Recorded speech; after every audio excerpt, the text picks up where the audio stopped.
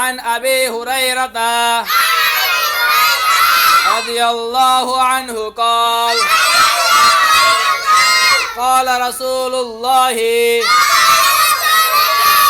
صلى الله عليه وسلم إن لله تعالى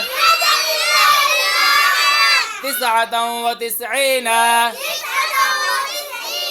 اسما من أحصاها دخل الجنة হযরত আবু হুরায়রা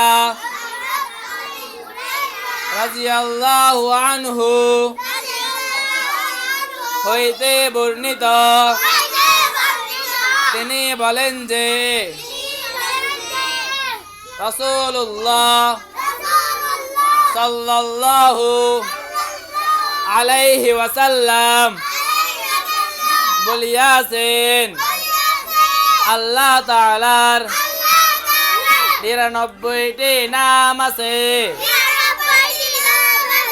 যে উহা মুখস্থ করিবে সে জান্নাতে প্রবেশ করিবে।